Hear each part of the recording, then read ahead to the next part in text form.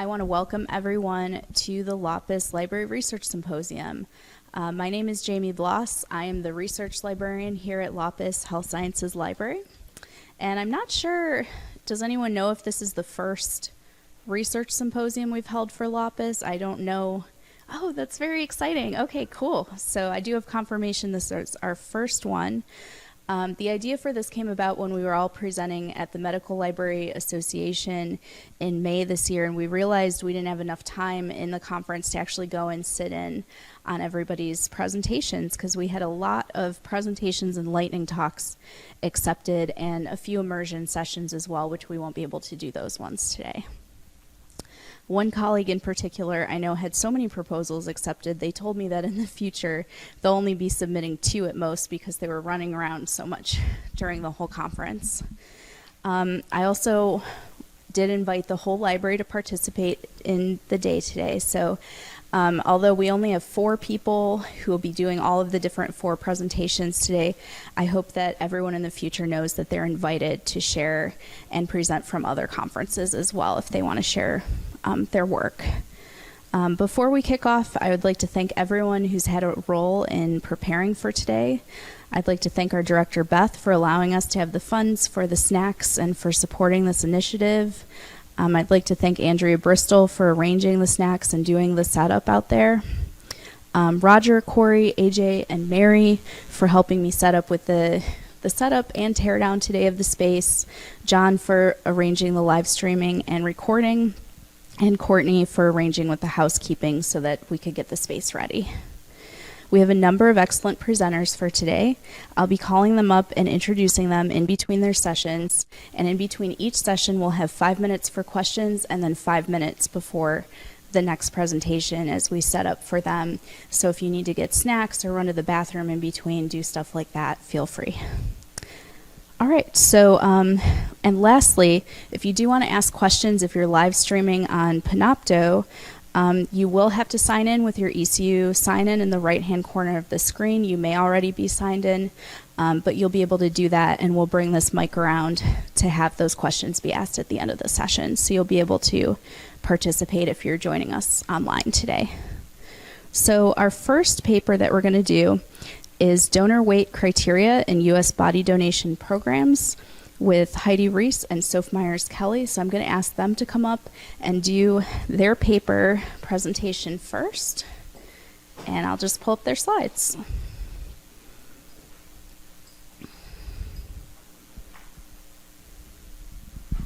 All right, thank you so much, Heidi and Soph. Take it away. So, hello.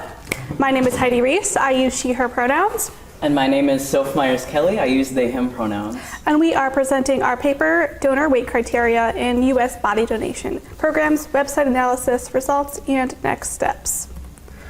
So, content warning, this presentation will be discussing weight bias in medicine and society, and it will contain words that describe larger and smaller bodies, and they are seen as stigmatizing. If you need to take a break and leave the room, please take care of yourself and do so. We'll be using the following terms throughout the presentation. Body donation, when a person voluntarily chooses to donate their body to science after passing away for gross anatomy study, surgical study, etc. Body habitus, the physique, physical characteristics, body composition, descriptors, or build of a body. Terms used to describe body habitus may be biased based on society standards of beauty and health. Weight bias, negative attitudes, beliefs, judgments, and stereotypes and discriminatory acts aimed at individuals because of their weight. Quantified criteria, we're defining that as body donation eligibility criteria where a specific number or a ratio was given, such as weight in pounds, kilograms, BMI in kg over M2, a weight height chart, or height in inches and feet. And lastly, descriptive criteria were defined as body donation eligibility criteria where a word or phrase was used to describe body habitus-related donation exclusion reasons. Just for some background, medicine and society show weight bias. Surgeon inexperience with larger-bodied patients contributes to reduced healthcare access and barriers for such patients, which is an issue with the rising BMI rates in the United States. So for our idea, we found a 2020 article that highlights weight bias in the gross anatomy lab. Therefore, including larger bodies in gross anatomy dissection labs could be an initial step in familiarizing medical students with the treatment of varying sizes. So we have a cross-disciplinary team of Laupus ECU colleagues, anatomists, public health and medical school faculty from other institutions, and students, which was formed to assess weight bias and body donation eligibility criteria. Our objective was that with this exploratory research, our goal is to evaluate the publicly accessible online body habitus focused body donation criteria across the United States to notice any trends or areas for improvement as it relates to weight bias. Awesome. So looking at our methods, was 128 our final number? I think it's now updated at 127, but Maybe close 127. enough. Yeah, we analyzed 127 U.S. body donation program websites from the University of Florida's compiled list, which is the best thing we found at this time as a comprehensive list. So content of the websites were examined, including weight-related terms and criteria for donation, using a secure REDCap data collection instrument. The instrument items can be found at the displayed URL and with the QR code shown on the page. The items in the data collection instrument covered the list of criteria reasons. So the presence of weight and height requirements in BMI or pounds and inches and feet, and justifications for any such requirements. And these visualizations that we will show later were generated using GraphPad Prism. Here are our results. So the most used body habitus descriptors on websites. We created a word cloud of the body habitus terms used when describing eligibility criteria for body donation. Please remember, many of these terms could be seen as triggering or stigmatizing. Larger words in the word cloud indicate a term was used in more body donation websites. As you can see, top terms include obesity, weight, emaciated, pounds, BMI, and height, with some other less common words and phrases such as unhealthy BMI, morbid obesity, or malformed. So, as shown in the diagram, weight is more commonly used as a body donation eligibility criteria than height, with weight occurring in about like 90.6% of programs, and then height criteria only occurring in about 7.8% of programs. Okay, as shown on this graph, 90.6, or around 9 out of 10 programs used weight criteria to determine eligibility for body donation. Interestingly, close to 79.7%, or 8 out of 10 programs used descriptive criteria. So only 35.9, or close to 4 out of 10 programs used quantitative weight criteria. That means that descriptive weight criteria are over twice as likely to be used as quantitative. Only 9.4 programs, or 1 out of 10 programs, shared no weight criteria whatsoever, which is why the percentage for descriptive and quantitative adds up to over 90.6%, technically over 100%. Because they get stuff. So, as you can see on this chart, so over 50% of the programs had only descriptive weight criteria, while 25% had both descriptive and quantified weight criteria. And for programs that only had descriptive or quantitative, there was still that 9.4 that remains the same. So you can see how there's a big difference between any type of descriptive weight criteria and just quantified at any point, at least when you look for online in body donation programs. So with this chart, you can see how everything adds up to 100% with that overlap. Okay. So this box and whisker plot will show weight criteria in pounds for body donation programs with the average weight for US adults as a reference. Sometimes programs had sex-specific weight limits, and sometimes the weight limit provided was not differentiated by sex at all. As shown on the chart, whether sex-specific or non-specified, many body donation program weight limits are close to the average weight of US males and females. In contrast, the lower weight limit is much more distant than the average weight of US adults. The non-specified weight limits are mostly clustered between 200 and 250 pounds. And one program is below 200 pounds, which is below the average weight of US males. When differentiated by sex, there are programs that have an upper weight limit below the US average weight. And the weight limits tend to cluster around 30 to 50 pounds above the average weight of US adults by sex. So as shown in this box and whisker chart, the most common BMI cutoff is a BMI of 30, which is like barely above the average weight for US males at 29.4 and females at 29.8. One program had provided a BMI cutoff even below the average cutoff for BMI, average weight of US adults, while others have, BMI cutoffs about 5 points higher. That ratio is 5 points higher than the average. This is contrasted, as you can see, really greatly by the lower weight limit, which is way below the average BMI for US adults by like 10 ratio points. So, some other results that we found interesting was that we examined the websites for DI statements. We're surprised that no body donation program shared a DEI statement, though some did have statements about ethical treatment of bodies and appreciation for the donor's gift of their bodies. Our data collection instrument also sought to see whether websites provided justifications for weight criteria. Only a small portion of websites had such justifications, and most of the time they were fairly vague, with just a couple mentioning that, bodies that are not suitable for health educational purposes, like that was their kind of justification. So for those with a justification, only 3 of the websites had a clear justification for those weight limits, citing equipment and storage limitations or safety for their students. To summarize, weight is more common than height as an exclusion criteria for body donation. 9 out of 10 programs have weight criteria for body donation. Descriptive weight criteria are more common than quantified weight criteria. Quantified weight criteria is close to the average weight of US adults, with BMI criteria excluding body donors over 30 BMI, like myself, that would be me. Well, US average is 29.4 for males and 29.8 for females. Weight exclusion criteria in pounds are close to the average US weight for adults and sometimes below average. And there is a lack of DEI statements in body donation and justification for weight criteria. So, on to our discussion and next steps. So, first, our discussion and limitations. While our research does have some limitations, we also believe it has some very interesting implications for the standardization of body donation criteria as it relates to weight.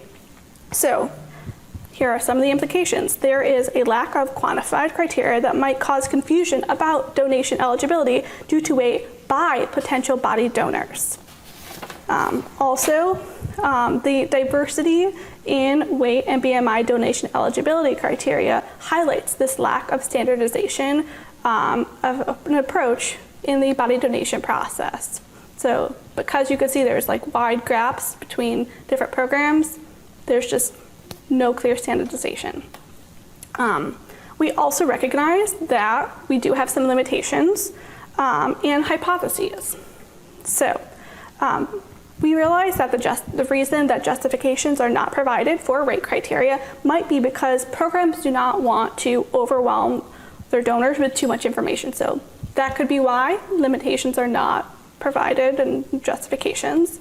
In addition, anecdotal information from anatomists and people who run gross anatomy labs indicates that rate criteria for body donation may be due to equipment and storage capabilities of the program. So you would need larger tables and covers that would be able to handle bodies of all sizes, and that might be out of people's price ranges.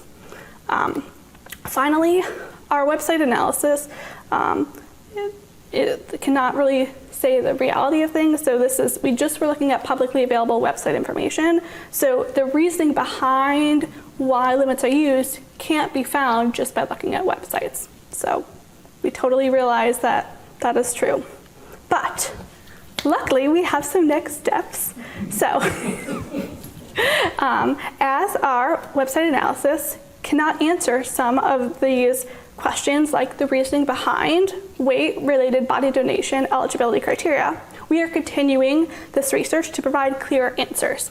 So we are currently have been sent out these follow-up surveys and we'll be hopefully conducting these qualitative interviews within the next 3 months. Term. Within the next term, we haven't scheduled them. They're coming. People have signed up to be interviewed. We're accruing the list. Yeah, we have a list. But anyways, the surveys have been sent out that are aimed at understanding the rationale behind body habitus requirements, along with the interest in being interviewed, and maybe also interest in how do we have a more standardized approach to donation requirements by body donation programs.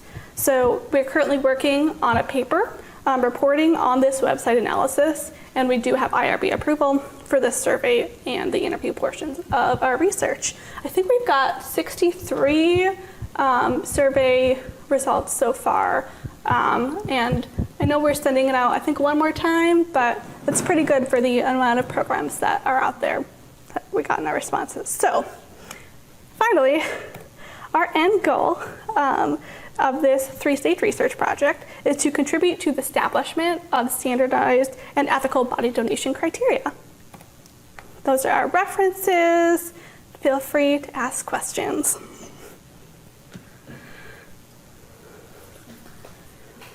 Yeah. Do we need to? I saw a question.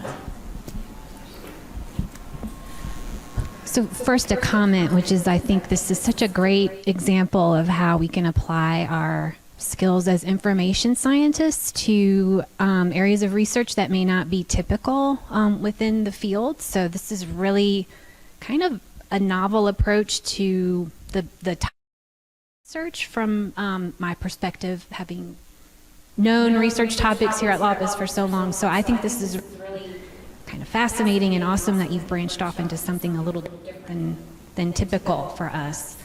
And in the spirit of this being a research symposium and sharing and learning about your research and you as researchers, I noticed on your first slide you have several co-researchers from other universities or other institutions. How did you connect with each other and what was their contribution to the research so far?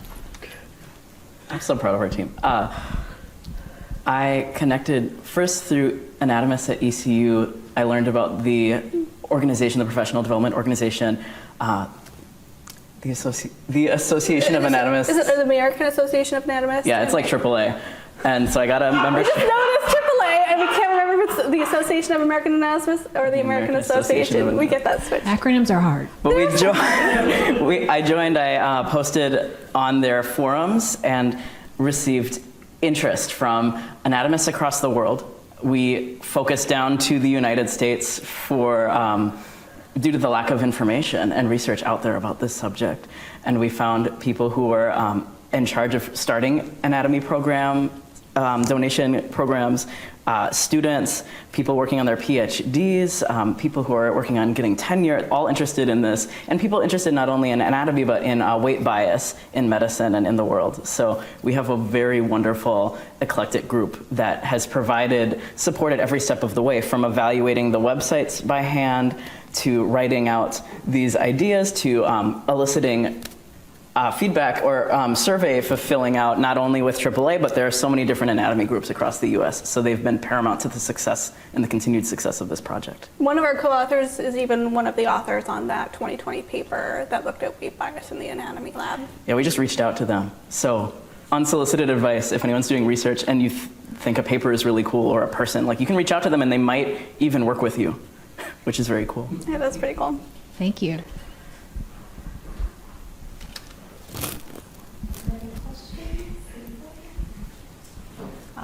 Thank you for the presentation. Maybe you have mentioned, I missed it, but I want to ask you, who is your first survey group, and who is the further studies, the interview group? So the survey, we're sending it out to anatomy associations, but mostly we're gearing it to the program. So we want at least one person from each program in the United States that has a body donation program to fill it out, because they might not have information on their website, but they're in their practice, like, they do have a quantified weight criteria that they use. So that is our goal, by sending it out to like the AAA listservs and some other local regional anatomy association listservs. We're aiming for somebody from body donation programs in the United States to answer the survey. And then the people who answer the survey, they can volunteer to be interviewed, so we can get a little bit more of an in-depth understanding of how their body donation programs work and why they may or may not have weight criteria as eligibility criteria for donation.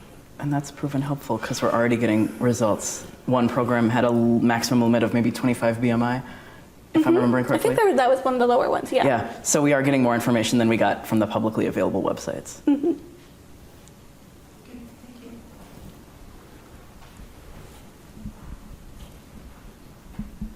First of all, thank you all both. That was just fascinating.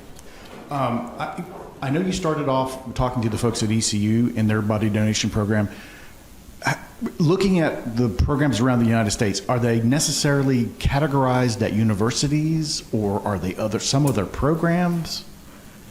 You've hit such a unique question that took us like 4 sessions to try and figure out how we wanted to evaluate. Honestly. For the most part, yes, they're associated with universities, but there are programs that, like, for example, Pennsylvania, they have like a organization called the Human Gift Registry that people donate, like, it's through the Human Gift Registry that people will donate, and then the donors will be distributed to the medical schools. And there are also some programs like that are state anatomy boards that run donations, so it just depends. But for the most part, it's like for a university, they'll have their unique body donation program. But that's just, it's not 100% of the time, so. We haven't looked into private, the ones that are available where people can purchase a ticket and have an experience of an anatomy session. That is a side track that maybe would someday be a paper, but at this time we're not looking into that. Thank you so much. Great. Any more questions from the room? Any online? All right. Well, thank you so much, Heidi and Soph. We're going to take 5 minutes and reset for our next presentation. Should one of us?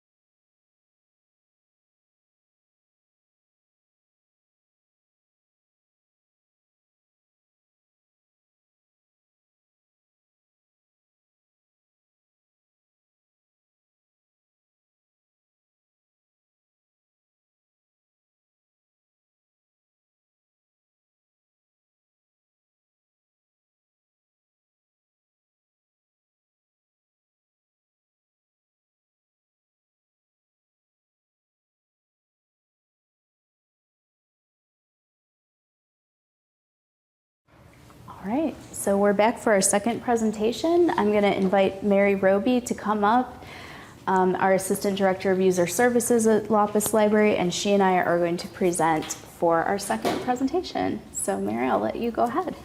Thank you, Jamie. I want to take a minute before I get started to remind our online attendees, if you would like to post a comment or a question, click on the sign in link at the top right corner and then click on discussion in the left-hand toolbar, and then you can add your comments or questions in that space. Good afternoon, everyone. Today we are going to share some information about our IMLS grant, Advancing Digital Equity in Rural Agricultural Communities, an applied research project with farm workers, community health workers, growers and producers, and public libraries. I'm Mary Roby, Assistant Director for User Services at Laupus Health Sciences Library. My colleague, Jamie Bloss, and I are going to walk you through the 3 aims of the grant and the key takeaways from our research. As you can see from this slide, many faculty and researchers from ECU and NC State University were contributing partners on this grant. Roger Russell is PI on this grant, but was unable to attend MLA in Portland. He contributed extensively to the creation of this presentation. Thank you, Roger. This is a broad overview of our project, a library-centered applied research program to advance digital equity for farm workers in North Carolina. We were awarded $750,000 over a 3-year period, August 1st, 2022 through July 31st, 2025. We are getting ready to enter our 3rd year of this program. The project includes 2 UNC system schools, as I mentioned, ECU and NC State. There are 3 broad goals: addressing digital inclusion, to engage civically, improve health, education, and economic status with broadband access for farm workers and their communities, and to document information to support policy change. This project includes 8 research questions divided among 3 project aims. Our research will attempt to answer 3 main questions. These questions correspond to the 3 aims. Number 1, how accessible is internet for farm workers? Number 2, what are the information literacy levels of farm workers and farmers? Number 3, how well are farm worker communities being served by information facilitating organizations like libraries and internet service providers? The main project in Aim 1 was a survey given to farm workers. We created what we believe, based on our research, is the largest survey administered to farm workers in North Carolina assessing internet access, devices used, and cost of internet. 20 community health workers, or CHWs, across 8 sites administered the survey to 1,034 farm workers across North Carolina during the 2023 agricultural growing season, and that's May 31st, 2023 through December 27th, 2023. We thought that this audience might be particularly interested in the development of the survey. We began by researching existing similar surveys and by doing a lit review. Of course, we had to do a lit review. That's what we do here, right? Then we created a code book that included all possible questions for the survey and included the citations showing where we found that question. We met with our advisory panel to solicit feedback on the survey questions, which included representatives from our state partners, NNLM, and other relevant organizations. We attended several CHW-related training meetings and conferences to brainstorm ideas about survey questions with them, solicit feedback, and provide more detailed information about the grant. We received a wealth of feedback from our CHWs and are very grateful for that. We finalized a draft of the survey, and Emery Harwell, our bilingual research assistant, pilot tested the survey with 5 people. The offline Qualtrics survey was loaded onto iPads in both Spanish and English, then given to the 20 CHWs who verbally administered the survey to the farm workers at their sites. Unsurprisingly, the majority of respondents were male, of Hispanic Latino ethnicity, born in Mexico, and spoke Spanish. Most farm workers reported having internet access of some kind. They predominantly access the internet through cellular data, have a cellular phone with the internet, have a device with video capabilities, and pay for the internet on their own. Farm workers spend, on average, $43.60 per month on internet service.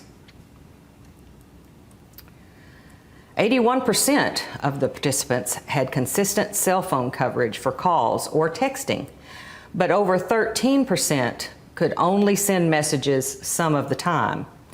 Mobile phones were by far the most common devices used by farm workers. A few years ago, the North Carolina Farm Worker Health Program distributed emergency hotspots that greatly improved internet access for many farm workers. Of those who had internet access as a result of receiving those hotspots, 21% reported having internet access sometimes, and none reported no internet access at all, although again, very low. Speeds are often an issue as well. Of those who did not receive state-supported hotspots, 25% had internet access sometimes, and 4.3% had no internet access. There is still a significant percentage of farm workers who reported they did not have fast enough internet to watch an online video.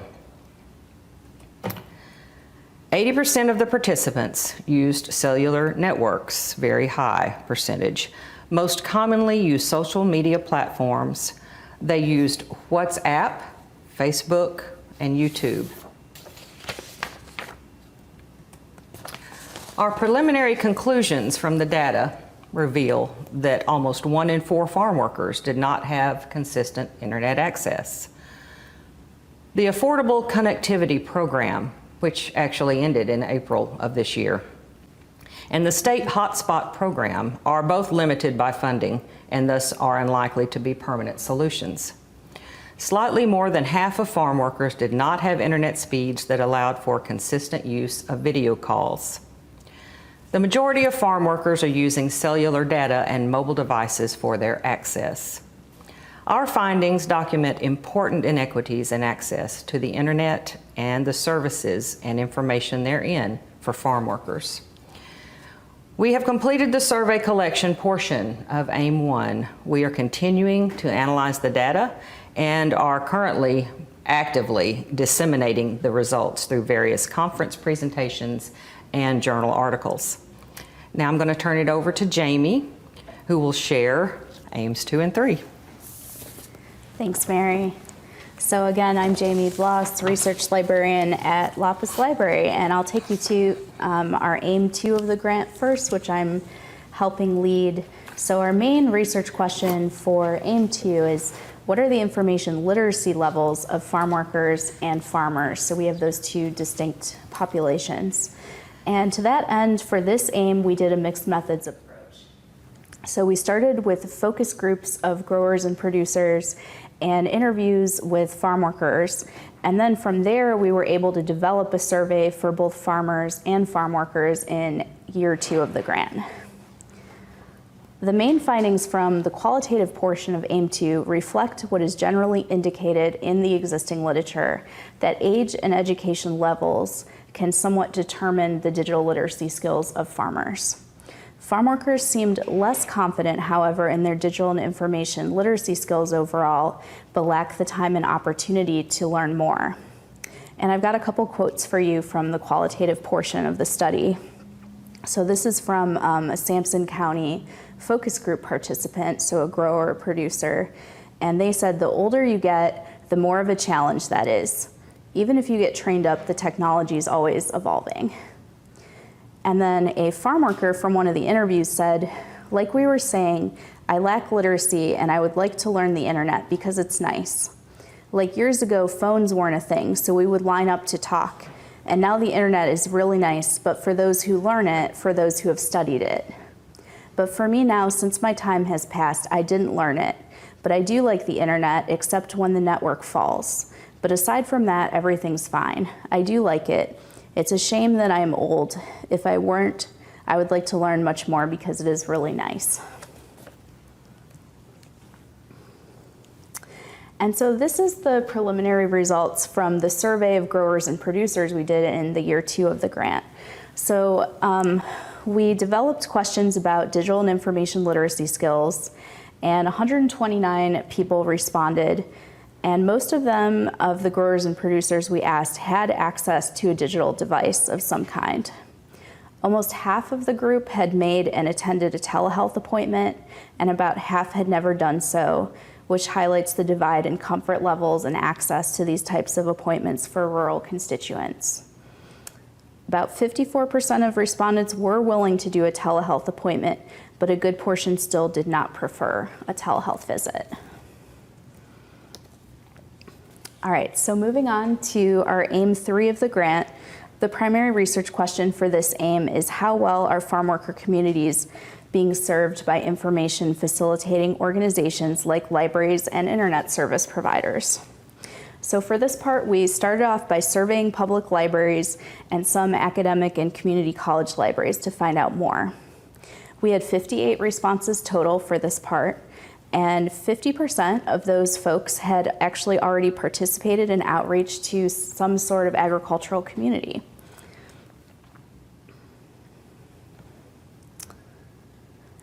Since the outreach to farm workers that we showed on the previous slide was low, we asked them what barriers that they faced in North Carolina, and the primary barriers were a lack of time to do the outreach, a lack of knowledge about the farm worker community, and for some it just wasn't a priority for a variety of different reasons, and maybe it's 67% said it wasn't a priority of their administrators.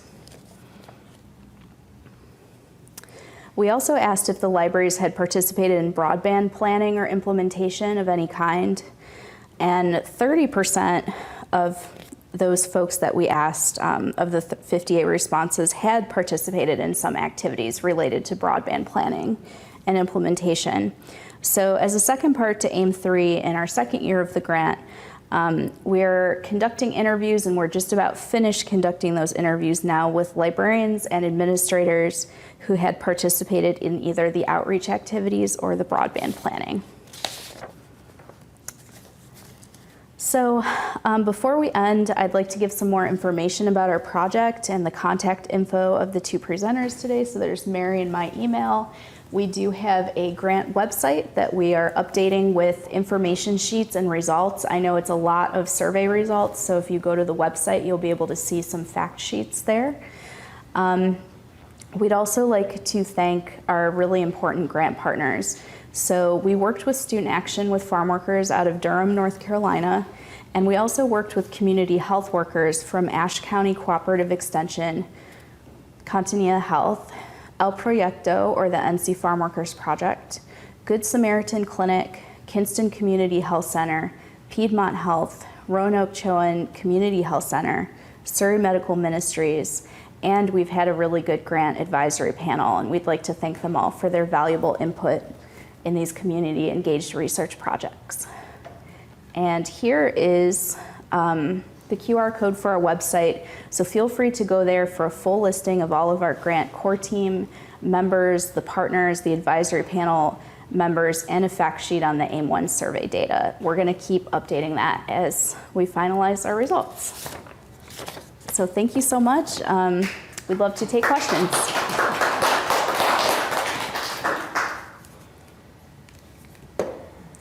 Does anyone in the room or online have questions? You have a question, John? Yeah, they need it for the online. First off, that was really good, very informative. My question is about the public library survey.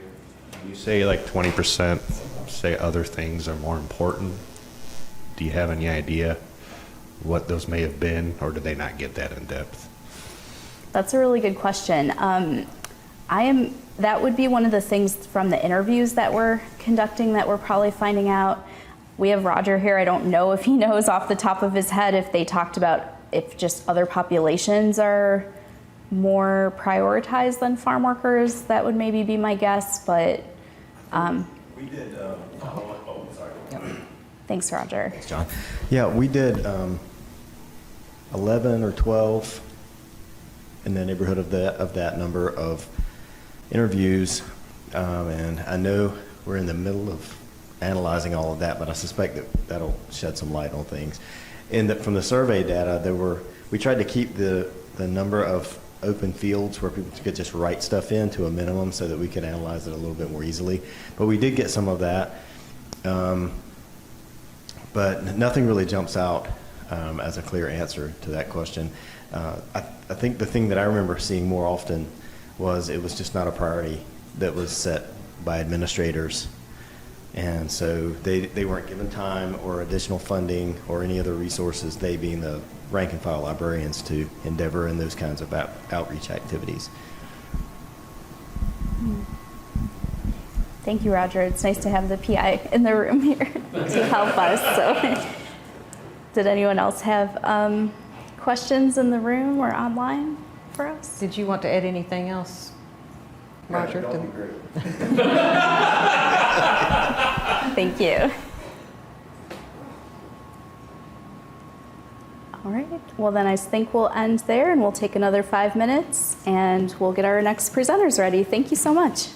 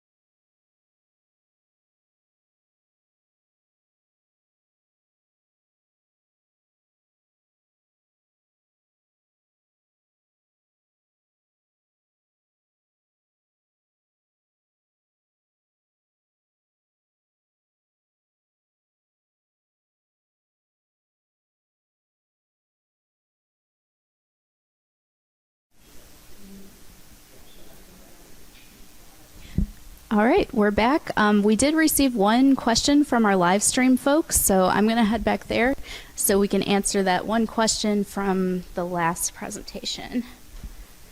So the question was, what recommendations do you have for other librarians to get involved in this type of research activity? So I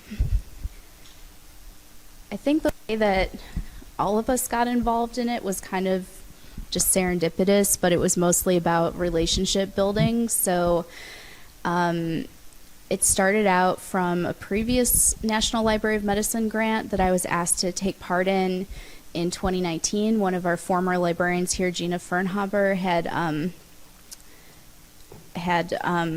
written the grant, and then she was going over to College of Nursing, so they asked me if I wanted to get involved in it, and from there the work just started kind of snowballing from there, getting people involved, getting more librarians involved at Laupus in research with digital equity with farm workers. And then we wrote the IMLS grant, which is the Institute of Museum and Library Services grant, and Roger was our main person for that. So I would say in terms of how can other librarians get involved in that type of work, it's really just about being open and friendly with all the faculty you work with. For me, it's definitely been all about those partnerships and then working with external partners. So I hope that kind of answers the question, but it's just been a huge team effort from the get-go. So yeah, so we're going to move on to our next presentation. I've got Heidi Reis, Soph Myers-Kelley here with me today, and their third co-author, Amanda Haberstroh, is online. So I'll turn it over to you two. Thank you. So, hello again. Nice to see you. So again, Heidi Reis. Soph Myers-Kelley. And we are reprising our lightning talk from MLA, Self-Reflections, on our literature search, creation, and utility of a literature search best practices guide for librarians. So for background, so this project started because members of the Laupus Information and Research Services Department agreed that a unified understanding of how best to conduct literature searches for patrons was needed. Then we followed a three-step process to solve the issue of inconsistency in our literature search services. So in step one, we sought consensus on nuanced issues that impact literature search services, like technical, procedural, relational, and ethical considerations for literature searches. The department resolved these issues in a series of group discussions over a period of 5 months. In addition, a survey of departmental librarians to identify common logistical and clarifying questions when replying to literature search requests was used to compile a list of useful key questions. As part of step two, members of the department volunteered to write sections of the best practices guide, with sections arising from the discussion series, that list of key questions, and justifications for developing the guide. The screenshot on the right shows how we collaborated to write the guide. Finally, for stage three, an evaluation of the utility of the guide was conducted. The authors sent out a Qualtrics survey with self-reflection questions aimed at seeing if and how the creation of the guide impacted literature search practices among colleagues. Here are our results from the internal survey. We got 5 unique responses. The responses primarily revealed that contributors to the guide felt reflecting upon their own practices was both professionally beneficial and insulated against feelings of inadequacy or imposter syndrome. Creating the guide had an added benefit of revealing colleagues' practices, allowing librarians of all levels to hone their skills. It also provided opportunities to present at conferences for newer librarians. Developing a best practices guide has the potential to provide a starting point and guardrails for new librarians as they are onboarded onto their roles. We have completed the initial development of this guide, shared it to Open Science Framework, which can be viewed using the URL or with the displayed QR code.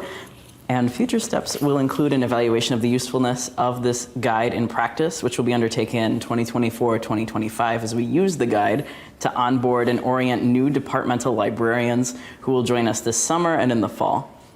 As the guide is disseminated more widely, we also hope to undertake research to see if librarians at other institutions adapted the guide or found the guide useful in their work. And then the other authors of the Literature Search Best Practices Guide are shown on the screen. So thank you everybody who helped contribute. Let us know if you have any questions.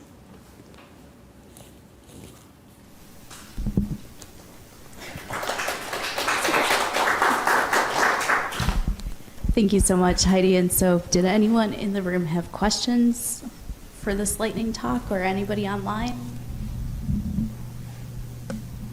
It's pretty straightforward. Yes, definitely check out the guide at the QR code or osf.io BE29Q. Thank you again.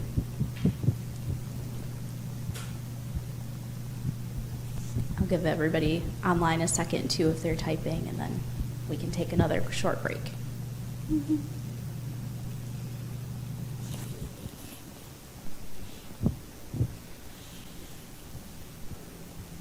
All right, well, let's go ahead. We're going to take a short break. We have one more 5-minute lightning talk, but we'll take a little bit of time to get set up. So thank you.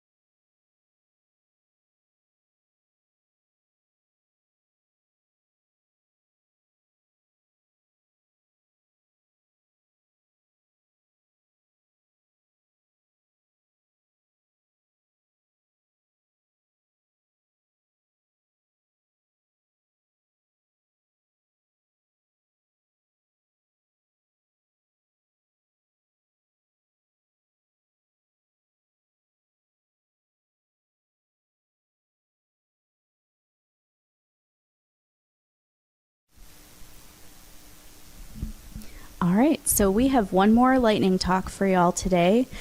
We have Heidi Reis. I think I forgot to mention Heidi and Soph are both liaison librarians to the Brody School of Medicine. So I'm going to hand it over to Heidi for one more presentation, and we'll do questions, and then stay tuned for some closing remarks from our library director. So thank you so much, Heidi. I'll hand it over. Thanks. Hi again, long time no speak. So, again, I'm Heidi. This is a reprise of a lightning talk gave at MLA called Entrustable Professional Activities, or EPAs, Assessment in U.S. Undergraduate Medical Education, Initial Results from a Scoping Review. Sorry for the long title. To view more of our visualizations and our protocol, you can use the QR code on the right to our OSF project. So for this project, we wanted to examine how the 13 core EPAs for entering residency, announced in 2014 by the Association of American Medical Colleges, was assessed in medical education. Our scoping review aimed to answer 4 questions. Number 1, which EPAs do U.S. medical schools assess? Number 2, to what extent do they assess EPA 7? Number 3, how do clerkships assess different EPAs? And number 4, do allopathic and osteopathic schools assess EPAs differently? So this lightning talk will focus on the first 2 questions of our scoping review, and this slide covers question 1, which EPAs do U.S. medical schools assess? So as you can see on the chart, we ended up with 98 included studies, though the numbers presented today might change slightly in our final manuscript as we're really going through our data extraction. So as shown in this chart, for the 98 included studies, the top EPAs that were assessed in order of most frequently assessed are EPA 2, to prioritize the differential diagnosis after a clinical encounter, which was assessed 50 times. EPA 1, to gather a history and perform a physical exam, which was assessed 46 times. And EPA 10, to recognize the patient requiring urgent or emergent care, which was assessed 42 times. We use the definitions of assessment categories found in a 2007 Epstein article when describing how the EPAs were assessed. The top assessment categories were multi-source assessments, which was used in 65 assessments, though keep in mind that the multi-source category did include self-assessment, which was the top type of assessment, as there were 63 self-assessments counted. The next most common assessment type was simulation, which was used for 48 assessments.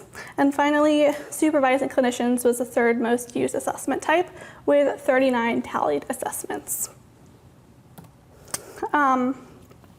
EPA 7 is of particular importance to librarians because it involves forming a clinical question and retrieving evidence to advance care, which aligns with our librarian expertise. As shown in this tree diagram, multi-source assessments is the top assessment type, which echoes our overall EPA assessment counts. But supervising clinician is the second most common assessment type for EPA 7, while simulation ranks third, which is a little flipped in our overall EPA counts. Written assessments were used the least, and some assessments did not fit into our main assessment categories and were therefore counted as other.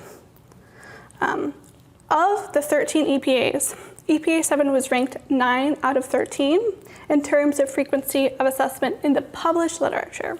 One reason that might be that EPA 7 is that EPA 7 might be assessed more frequently than our scoping review demonstrates, but the results of such assessments are either not shared or published, so the assessment is not counted in our calculations, which might indicate an opportunity, for librarians to not only assist in teaching and assessing EPA 7, but for librarians to contribute to the scholarly literature on such assessments.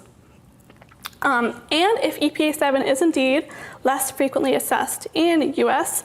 medical schools, perhaps librarians could use the results of this scoping review to advocate for its inclusion, more frequently.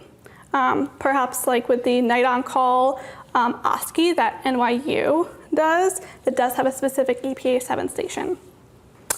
This might also indicate that perhaps librarians should see if there are any other EPAs that they could assist with if they want to be more integrated into the medical school curriculum. Any questions? I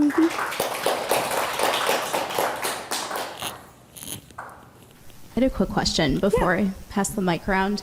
Are all of the colleagues involved in the scoping review librarians? And also, it's amazing that you were able to do your screening, get some cool results. I just wondered if you could talk a little bit about how the team worked together, how you broke down responsibilities, and how long the process took. Yeah, so this scoping review, it was sort of began, I am an officer in one of the MLA caucuses, the librarians in Health Sciences Curriculums Caucus, or LISC. And so we had a discussion, a quarterly discussion that talked about the EPAs and other benchmarks and other, like EPAs is specifically for medical school. There are benchmarks for nursing and benchmarks for PA, benchmarks for OT, and some of them might have to do with retrieving literature. So we had a discussion on EPAs, and then somebody was like, wait, has there been a scoping review ever published that's examined how EPAs are assessed and how much librarians are involved? It turned out no. So a group of us were interested in writing this paper, so we got together.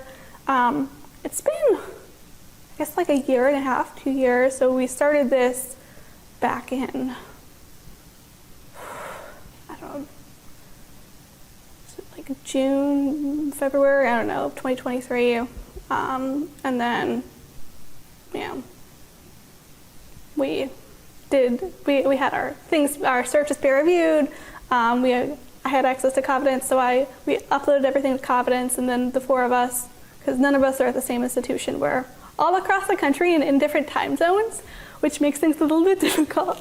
So we got West Coast and East Coast. And so the nice thing with Confidence with scoping reviews is, you just need to have 2 people, it doesn't matter screening. So we got through the double screening and the data extraction, would have meetings, I don't know, weekly or bi-weekly, at least in the extraction stage, so we can figure out any conflicts.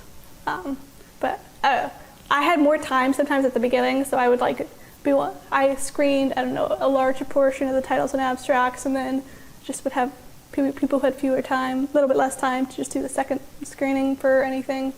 I don't know. It all worked out. I did a lot of the visualizations because I had the time and had fun in Excel. So, and now we're writing the paper. So the manuscript is being written, and we're making some edits and updates to the data because we decided there's too many others, and we should not have as many others as we had. So we're working on that. Awesome, thank you. Did anyone else have any questions online or in the room?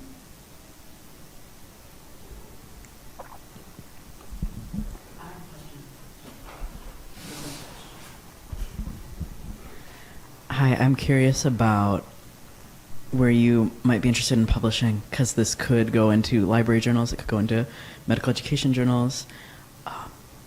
What's the hope or the scope for the audience of your work? More of a medical education journal. So I think one of my co-authors has an institutional agreement with medical education. I think it's a journal. I'll have to look back through our notes. But I think that's our goal, is to do it in a medical education journal versus a library journal, because this is more of of interest, we think, to a broader audience than just libraries.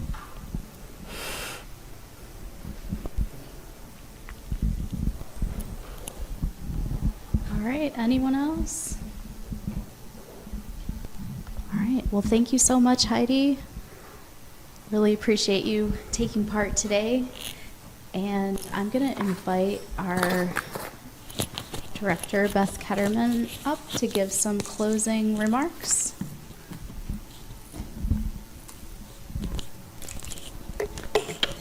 So why don't we start by giving Jamie a round of applause.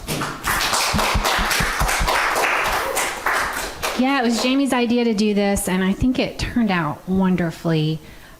So great idea, and I'd like to talk with you about making this maybe an annual event and keeping everyone's mind on the fact that if you're presenting during the year, we could all come together annually or something and enjoy each other's the results of everyone's great work. And it's so meaningful to provide this kind of professional development to our colleagues around the country, and it's also unfortunate that we can't all be at MLA or MAC or wherever we're presenting to learn from each other. So I think that's a perfect reason to continue this as a regular event at the library. So thanks to our presenters.